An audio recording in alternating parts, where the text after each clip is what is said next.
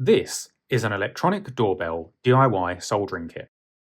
This neat little project has been rattling around in the bottom of my project box for almost 5 years now.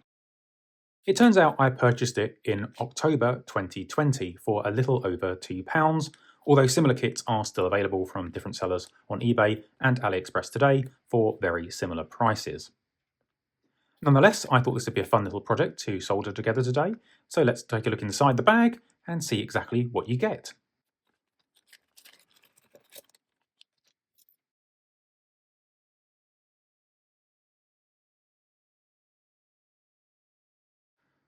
So here we have the main PCB, and it's absolutely tiny.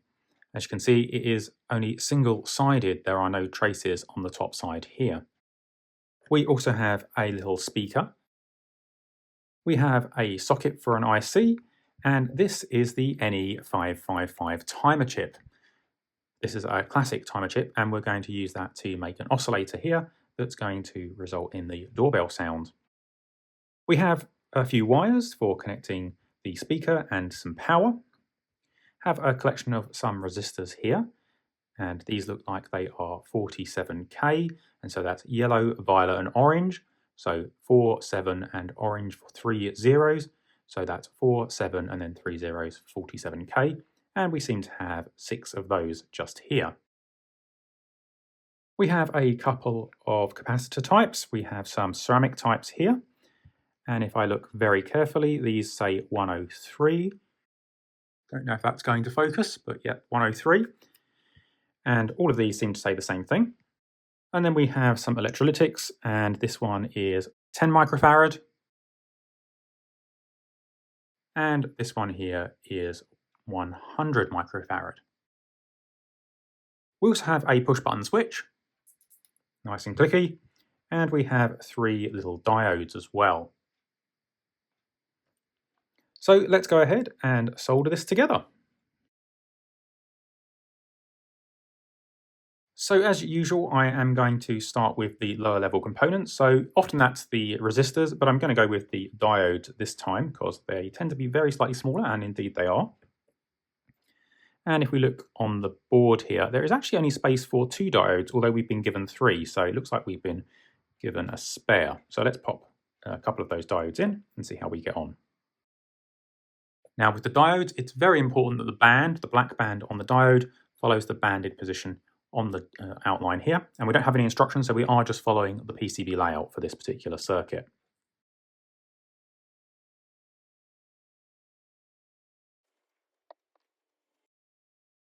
Okay, next we have the resistors. These look to be 47K, but let's just double check with a multimeter. So we just need to turn this to the 200K range because 47 is above 20. And we can go ahead and test just one of these across the probes. And there we go, we're getting 45.1. And that's just as well because all 4 of the resistor positions that I can see here are marked for 7K on the board.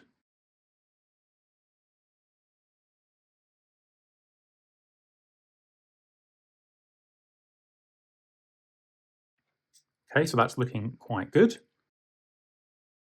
Let's do the capacitors, or the ceramic capacitors. So we have these here. We have C3, C2 and C4, and these are all marked 103, as I said. So these are our 3 ceramic capacitors, and hopefully these will just pop right in. And they're not polarized, so pop them around whichever way we like.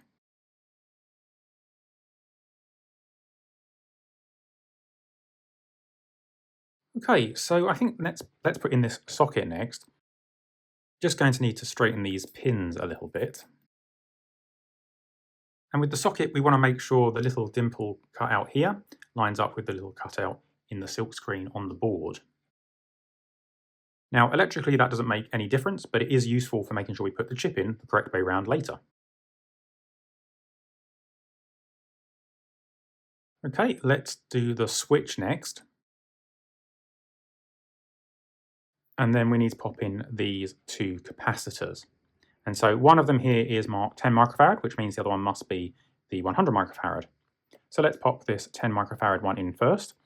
And we saw it before, but just to confirm.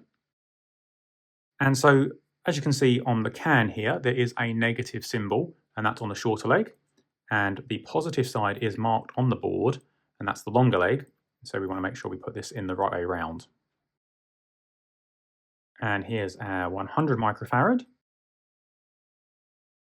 And again, the shorter leg is the side on the can marked negative. And we need to make sure we get this one in the right way around as well. So positive is just here. Okay, so next we need to do the speaker and the power. But we have the speaker here, but it's not got any wires attached. So we're going to go ahead and do that.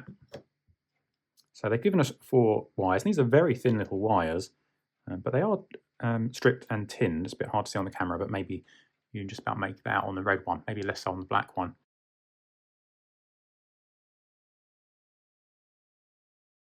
Okay, those seem to be attached.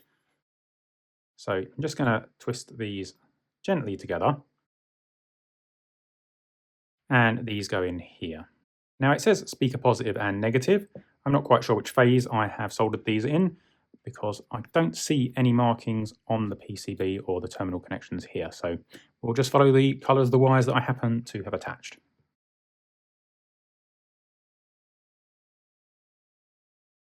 And then we need to add our power wires.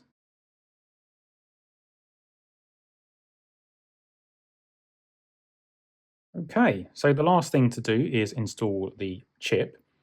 And the legs are pretty good, actually. But we will need to bend them in very slightly to make sure they go into the socket well. You want to make sure they're nice and square. And that looks pretty good. So I say this is the 555 timer. And just as before, we have to make sure that the little dimple here lines up with the little dimple in the socket. So it seems we have a couple of spare resistors and a spare diode. Now we just need to hook this up to some power and see if it works.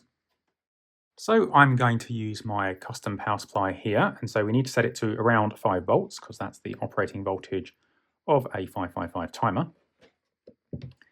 And then we need to carefully clip on these wires. So let's press the button. And as you can see, you get a 2-tone sound. 1 tone when we press and 1 tone when we release. So that looks like it works really quite well. If you want to try out this circuit yourself, I will have some links to some sellers that are still selling this particular board, but I'll also have a simulation of the circuit, including the audio output that you might want to fiddle with to see how it works.